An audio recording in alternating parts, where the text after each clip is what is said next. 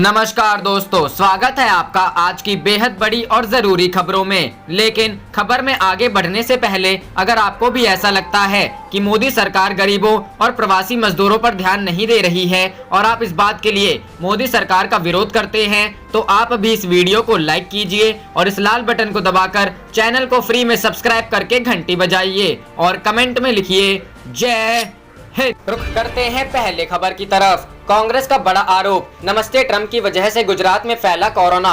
जी हां दोस्तों, corona virus देश में तेजी से फैलता जा रहा है और गुजरात उन राज्यों में है जो इस खतरनाक बीमारी से सबसे ज्यादा ग्रस्त है। इस बीच गुजरात में कोरोना को लेकर राजनीति भी शुरू हो गई है। कांग्रेस ने आरोप लगाते हुए कहा कि नमस्ते ट्रंप कार्यक्रम की वजह से गुजरात में कोरोना फैलना शुरू हुआ और इस मामले की जाँच की जानी चाहिए। गुजरात में कोरोना के लगातार बढ़ते मामले के बाद कांग्रेस ने 24 फरवरी को अहमदाबाद में आयोजित नमस्ते ट्रंप कार्यक्रम को लेकर विजय रूपाणी सरकार को आड़े हाथों लिया है। गुजरात कांग्रेस के प्रदेश अध्यक्ष अमित चावड़ा ने आरोप लगाया है कि नमस्ते ट्रंप कार्यक्रम की वजह से राज्य में कोरोना फैलना शुरू हुआ है। गुजरात प्रदेश कांग्रेस अध्यक्ष अमित चावड़ा ने राज्य सरकार पर गंभीर आरोप लगाते हुए कहा कि नमस्ते ट्रंप कार्यक्रम को लेकर गुजरात हाईकोर्ट में एक आवेदन दायर किया जाएगा। याचिका के तहत कार्यक्रम की न्यायिक जाँच की मांग की जाएगी। अमित चावड़ा ने कहा कि अमेरिकी राष्ट्रपति डोनाल्ड ट्रंप अभिवादन समिति और गुजरात क्रिकेट संघ के खिलाफ जांच की मांग की जाएगी। जनवरी के पहले सप्ताह से ही भारत सरकार कोरोना की गंभीरता से अवगत थी, बावजूद इसके एहतियाती कदम क्यों नहीं उठाए गए।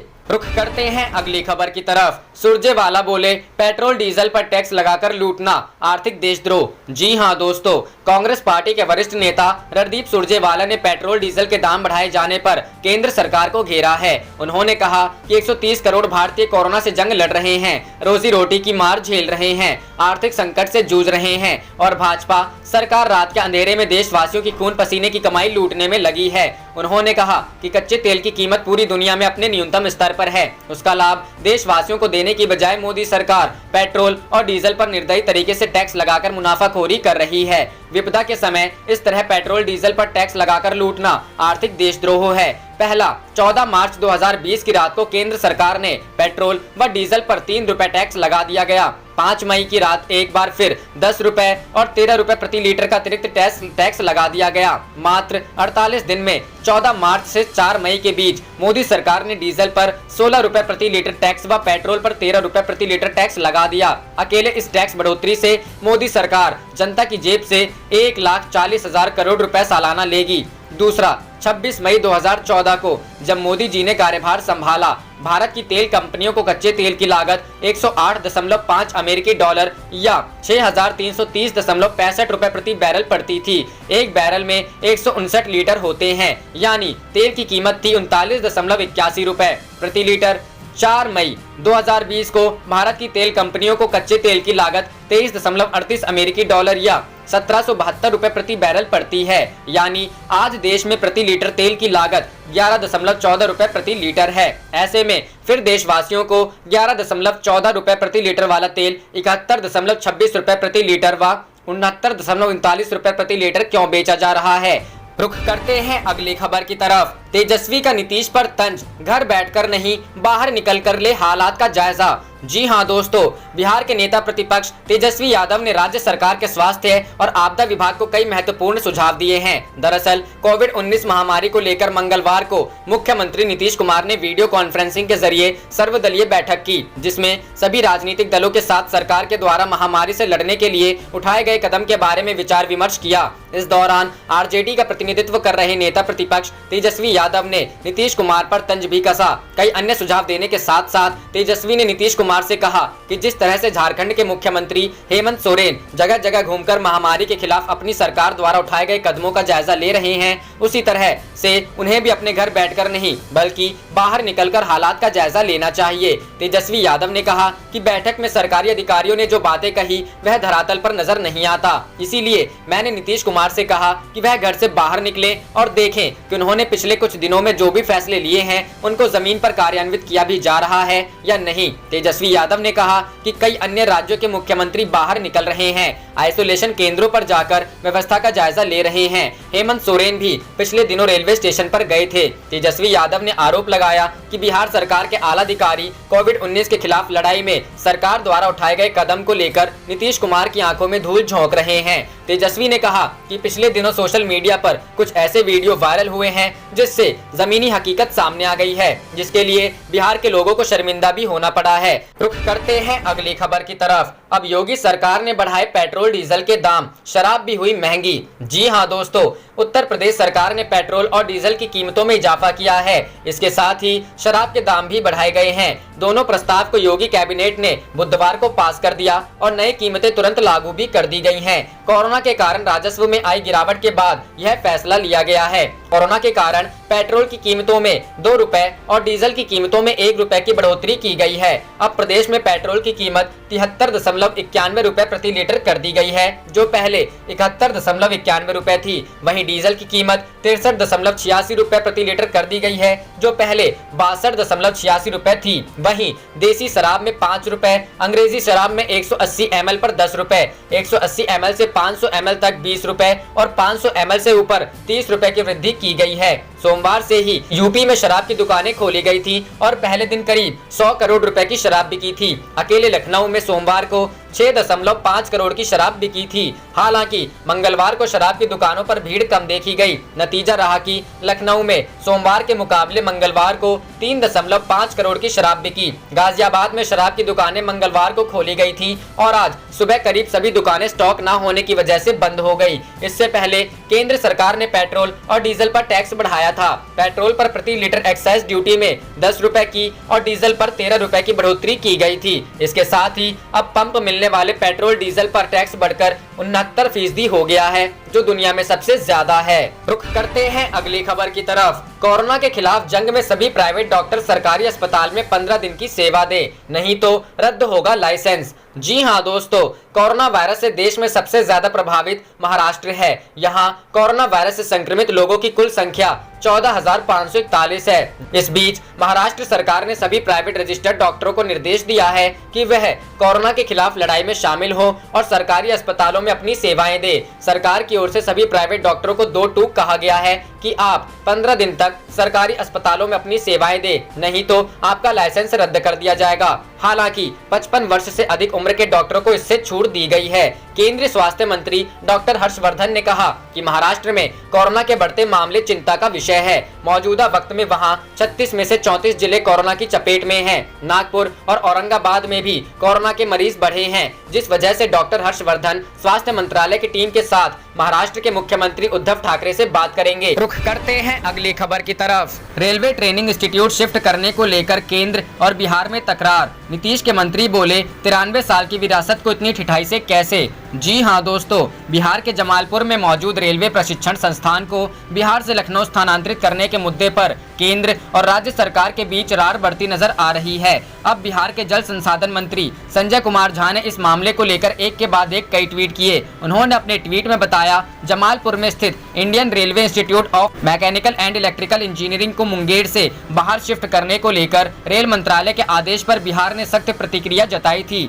मुख्यमंत्री नीतीश कुमार ने इस मामले में केंद्रीय रेल मंत्री पीयूष गोयल से दखल देने को कहा था। उन्होंने बताया कि नीतीश कुमार ने 1 मई को रेल मंत्री पीयूष गोयल को पत्र लिखकर इस फैसले को वापस लेने का आग्रह किया था। IRI-MEE रेलवे और बिहार की समृद्ध विरासत का प्रतिनिधित्व करता है। बिहार के साथ इसका बहुत ऐतिहासिक संबंध है, जिसे मजबूत किए जाने की जरूरत है, न कि इसे बिहार से अलग किए जाने की। उन्होंने आगे कहा, देश का यह सबसे पुराना केंद्रीय प्रशिक्षण संस्थान एक प्रतिष्ठित संस्थान है और बिहार का गौरव रहा है। इसकी स्थापना 1888 में हुई। IRI-MEE जमालपुर 1927 से भारतीय रेलवे के शीर्ष प्रतिभाओं को प्रशिक्षित करने के लिए सबसे प्रतिष्ठित केंद्र रहा है। 93 साल की विरासत को इतनी ठिठाई से कैसे मिटाया जा सकता है। रुख करते हैं अगली खबर की तरफ। ना पैकेज ना प्लान, लॉकडाउन के तरीके पर सोनिया ने मोदी सरकार को घेरा। जी हां दोस्तों, कांग्रेस की अंतरिम अध्यक्ष सोनिया गांधी की कांग्रेस शासित प्रदेशों के मुख्यमंत्रियों के साथ बैठक शुरू हो गई है। इस बैठक में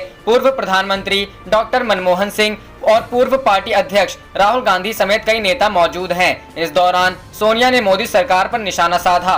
सोनिया गांधी ने कहा कि 17 मई के बाद क्या, 17 मई के बाद कैसे, मोदी सरकार के पास लॉकडाउन को लेकर आगे की क्या रणनीति है। कांग्रेस के पूर्व अध्यक्ष राहुल गांधी ने कहा कि कोविड के साथ लड़ाई में बुजुर्गों, डायबिटिक और हार्ट मरीजों को बचाना अहम है। वहीं पूर्व वित्त मंत्री पी चिदम्बरम ने कहा कि राज्यों के सामने वित्तीय संकट गहराता जा रहा है, केंद्र सरकार की ओर से कोई धन आवंटित नहीं किया जा रहा है।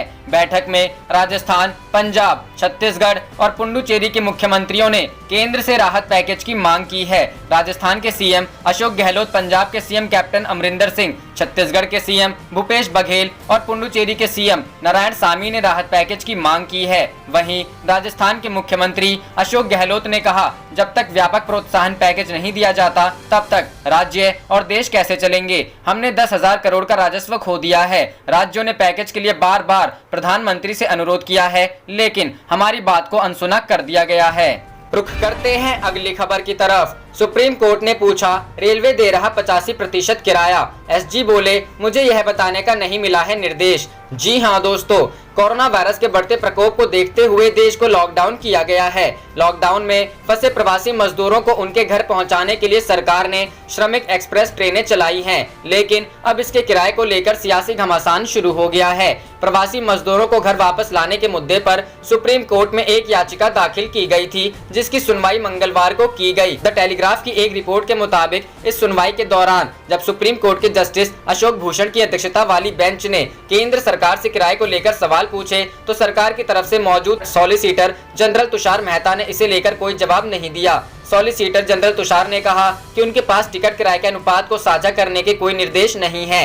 एसोसिएशन फॉर डेमोक्रेटिक रिफॉर्म्स नाम की संस्था के सदस्य जयदीप छोकर ने प्रवासी मजदूरों को उनके घर वापस भेजने की मांग वाली याचिका दाखिल की थी। याचिका में जगदीप ने अदालत से देश भर में हजारों प्रवासियों की घर वापसी में मदद के लिए तत्काल कदम उठाने की मांग की है। छोकर ने यह भी कहा कि प्रवासियों से सरकार द्वारा कोई किराया नहीं लिया जाना चाहिए। याचिकाकर्ता की ओर से पेश हुए वकील प्रशांत भूषण ने जस्टिस अशोक भूषण, जस्टिस संजय किशन कौल और जस्टिस BR गवई की पीठ को बताया कि परस्पर विरोधी दावों के कारण प्रवासी मजदूर दयनीय स्थिति में हैं। न्यायमूर्ति गवई ने रिपोर्टों का उल्लेख करते हुए कहा कि रेलवे ने 85% किराया वहन करने का निर्णय लिया है। इस पर वकील ने कहा कि अगर यह सच है तब भी प्रवासियों के लिए शेष 15% देना मुश्किल होगा।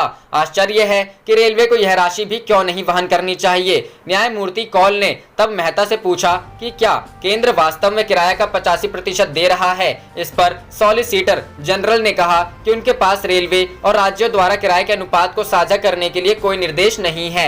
मेहता ने पीठ से कहा, मुझे इसे लेकर निर्देश नहीं मिले हैं। पूरे देश में कई ट्रेनों और बसों को उनके लॉजिस्टिक्स के आधार पर सेवा में रखा गया है।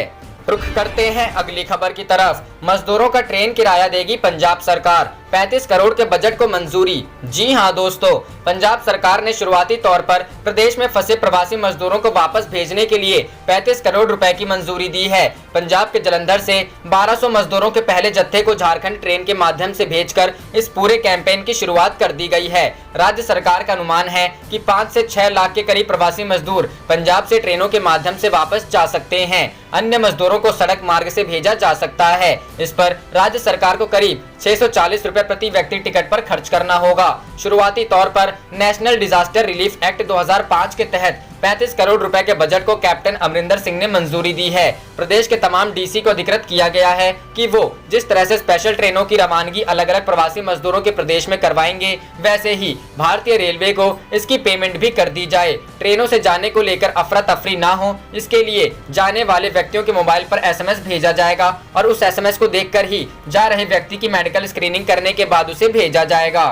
रुख करते हैं अगली खबर की तरफ। पूर्व केंद्रीय मंत्री यशवंत सिन्हा का केंद्र सरकार पर हमला, कहा यह सबसे दुर्भाग्यपूर्ण है कि भारत सरकार ने। जी हां दोस्तों, केंद्र सरकार द्वारा बिहार के जमालपुर में मौजूद रेलवे प्रशिक्षण संस्थान का स्थानांतरित करके उत्तर प्रदेश की राजधानी लखनऊ में ले जाने का आदेश दिया है। इस आदेश पर पूर्व केंद्रीय मंत्री यशवंत सिन्हा ने सवाल उठाया है। उन्होंने अपने आधिकारिक ट्विटर अकाउंट पर ट्वीट करते हुए इसकी निंदा की और बिहार को इसके खिलाफ लड़ने के लिए कहा। यशवंत सिन्हा ने ट्वीट करके लिखा, यह सबसे दुर्भाग्यपूर्ण है कि भारत सरकार ने बिहार के जमालपुर में दशकों पुराने रेलवे प्रशिक्षण संस्थान को उत्तर प्रदेश के लखनऊ में स्थानांतरित करने का आदेश दिया है। लॉकडाउन के दौरान ऐसा करना बेहद ही बुरी बात है।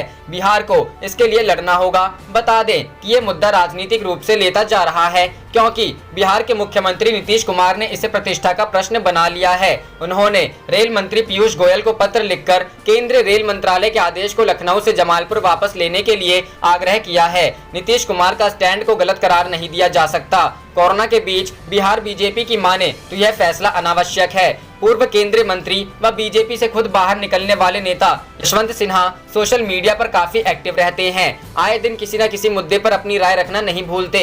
इससे पहले उन्होंने CAA पर कहा था कि गैर भाजपा शासित राज्यों द्वारा नागरिकता संशोधन कानून के खिलाफ प्रस्ताव पारित किया जाना एक संवैधानिक संकट है और इन राज्यों की अनदेखी नहीं की जा सकती है। आप देख रहे थे आपका अपना चैनल जय हिंद जय भारत।